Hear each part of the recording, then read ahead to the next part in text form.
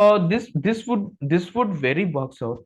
Okay, this would very works out at the time you want to be get the details for the active records or the active flag records, so that we'll eventually get good number of the amount of the sequences.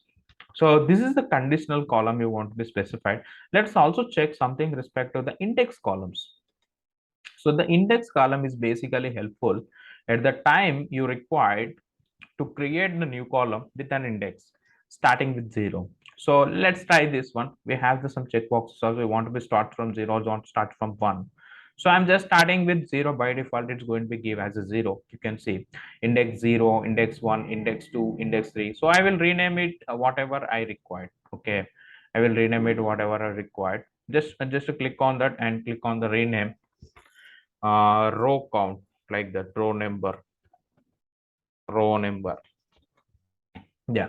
So row number is going to be specified at the time you want to be showed like this, right?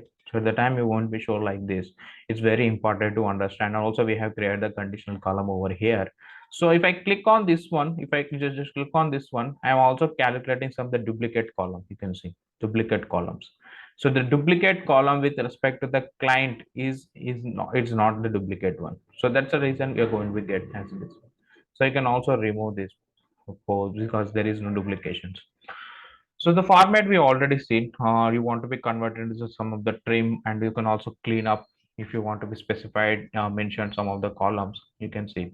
So you want to be clean up some of the text. You can clean up by using this, and you can extract other parts based on the different requirement you have. You want to be specifically mentioned as some of the XML and JSON formats, and you can also do some analytic way of thinking with the AI inside.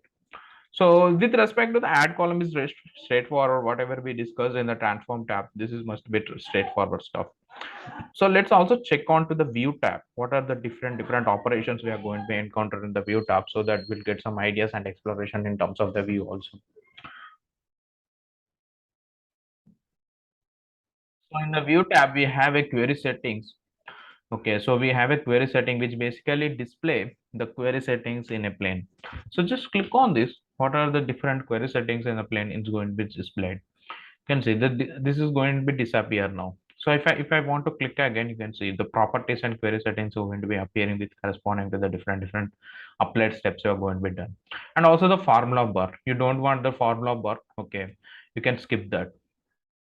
And also you can see the monospace. If I click on the monospace, you can see this is somewhat change the format, so I don't want that.